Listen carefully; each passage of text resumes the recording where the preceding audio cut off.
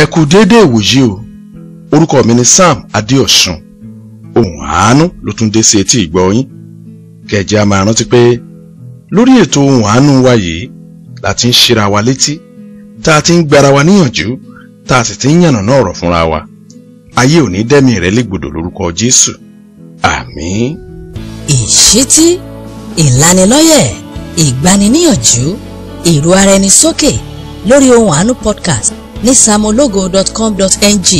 Ohùn àánú tẹ̀síwájú. Kí ni ohùn àánú tòní? Ẹni afòkèlè sí lẹ́nu tó pa yín dé mọ́ka ẹni. Bá a bá po májèlé mókèlè ẹ̀bà fún ṣáà ti jẹ̀bi ré kọjá. Bádìyẹ bá dà mí lóògùn nù tí mo sì fọ́ lẹ́yìn, ẹgbọ́n ná. Oríire wo lèèyàn mú ti bẹ̀bọ̀. Ọmọ ìjọ mi kan wà láwọn ọdún kan sẹ́yìn ní ìlú Àkúrẹ́. Nígbà tí mo mọ̀ ọ́, inú rẹ̀ le púpọ̀, ojú rẹ̀ dá, kò sí láàánú ẹnikẹ́ni. Ṣùgbọ́n nítorí pé mo ti fi kọ́ra pé bí wọn ò bá gbọ́ tẹnu èèyàn, wọn ò ní ṣèdájọ́ ẹnikẹ́ni. Mo pe arákùnrin yìí lẹ́yìn oṣù mẹ́ta tá a mọ̀ra wa láti pàkíyèsí rẹ̀ sí ìwà tí mo rí nínú ayé rẹ̀ gẹ́gẹ́ bí ọmọ ìjọ tí mò ń darí. Ohun tó wí fún mi lọ́jọ́ náà ló jẹ́ kí n mọ̀ pé àforísù ní í ṣe gbáà àdìrán ọmọ Ádámọ̀ tí wọ́n sì ti mú kọ́pọ̀lọpọ̀ ènìyàn ṣìwàwù nínú ayé yìí. Mr. Ìṣọ̀lá lórúkọ ọkùnrin yìí, ó wí fún mi pé kì í ṣe bẹ́ẹ̀ gan ni wà ń ṣe rí tẹ́lẹ̀ o. Ó ní bó kù sílẹ̀ kan lọ́wọ́ òun gbà láti ṣèrànlọ́wọ́ fọ́mọ ẹlòmíì. Ẹ wò ó, Mr. Ìṣọ̀lá wà nílé nírọ̀lẹ́ ọjọ́ kan ní ọdún 1999. Dẹ́rẹ́bà bọ́ọ̀sì akérò kan mú lẹ́tà wá látọ̀dọ̀ bàbá rẹ̀ tó ń gbé nílùú Ìbàdàn. Ní àsìkò tí mò ń sọ yìí, béèyàn ń ránṣẹ́ sẹ́ni tó mọ̀, yálà kó lọ póòsì rẹ̀ tàbí kó mú lọ sí gáréèjì láti fi rán àwọn dẹ́rẹ́bà akérò síbi tó bá ń lọ.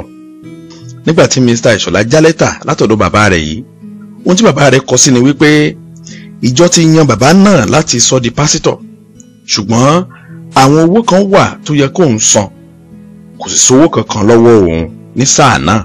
Kódà òun ò mọ̀ bí òun ó ṣe rówó wọ mọ́tò dé ẹ́díkọ́tà ìjọ wọn láti gba oyè pásítọ̀ tí wọ́n fẹ́ fóun.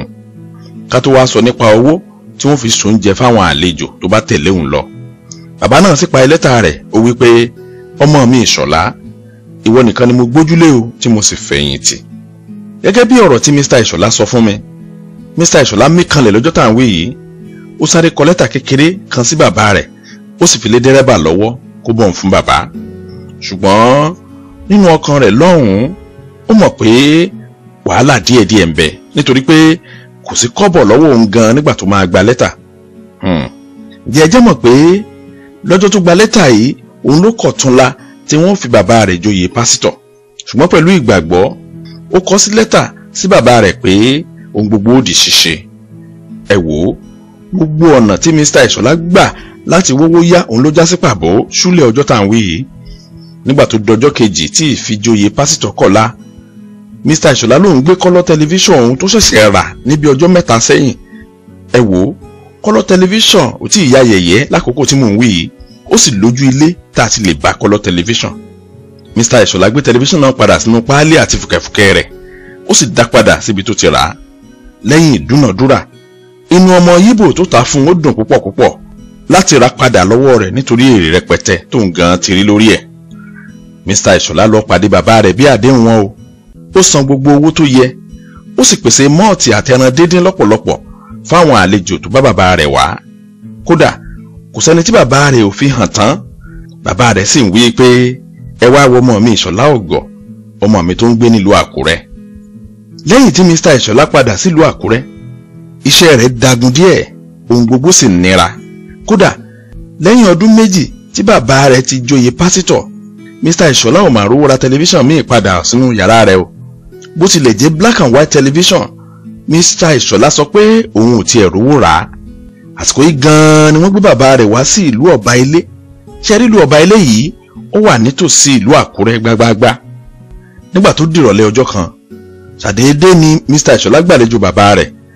Ẹ wò ó, gẹ́gẹ́ bí ohun tí Mr. Ìṣọ̀lá sọ fún mi lọ́jọ́ tí à ń wí yìí, Mr. Ìṣọ̀lá sọ pé ohun tí bàbá òun kọ́kọ́ rí ní àìní tẹlifíṣàn òun tó sì ń sasọ̀ lé òun lórí fún bí 30 ìṣẹ́jú. Mr. Ìṣọ̀lá sọ pé bàbá òun tilẹ̀ ń fún òun ṣe yẹ̀yẹ́ tó sì ń pe òun láwọn orúkọ kan bí ọ̀lẹ, aláìlápá àtàbórúkọ ẹbí jẹ́. Bàbá rẹ̀ tún sọ fún pé àìmọye àwọn ẹgbẹ́ rẹ̀ ti kúrò lóní yàrá kan tí ò ní tẹlifíṣàn bíi tiẹ̀. Bàbá náà sì bínú lọ nítorí pé ó sọ pé òun ò lè jókòó sí irú ilé jàtijàti báyìí. Ẹ wò ó, Mr. Ìṣọ̀lá sọ fún mi pé òun ò lè sùn mọ́jú o. Lórí àìsùn rẹ̀ yìí lòun náà ti pinnu pé bó bá jẹ́ nípa ọ̀rọ̀ ayé yìí, orí ara òun nìkan lòun máa dù. Ẹ má jẹ́ àgbàgbé ohun tá à ń ṣiṣẹ́ lé lórí. Ẹni àfòkèlè sí lẹ́nu tó pa yín dé mọ́ka ẹni, bá a bá po májèlé mókèlè ẹ̀bà fún ṣáà ti jẹ̀bi ré kọjá.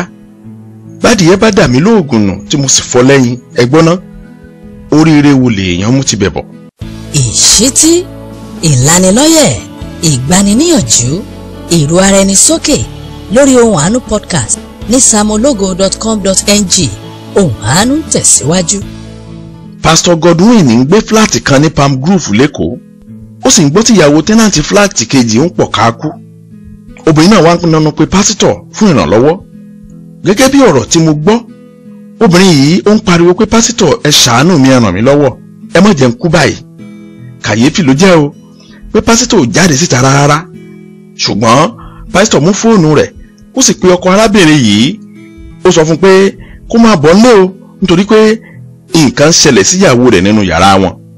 Ẹ wò ó, kọ́kọ́ obìnrin yìí tó dé, obìnrin náà ti gbẹ́mìí mì. Nígbà tí gbogbo ará àdúgbò gbọ́ ọ̀rọ̀ yìí, kò sẹ́ni tí ò bú pásítọ̀ Godwin tán.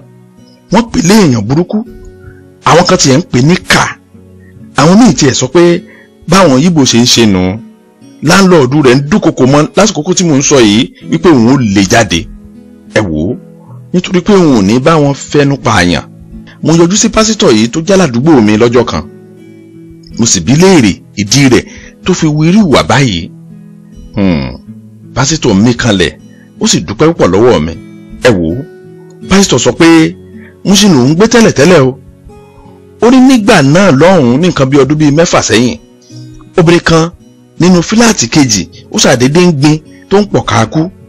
Pásítọ̀ Godwin sọ fún mi pé òun sáré kúrò nínú fíláàtì tòun, òun sì sáré wọ inú ilé àwọn obìnrin wọ̀nyí. Òun rí obìnrin náà lẹ̀ tó ń yí ńlẹ̀ tó sì ń diwọ́ mọ́nú tó ń pariwo wípé ẹ gbà mí, ẹ má jẹ́ n kú.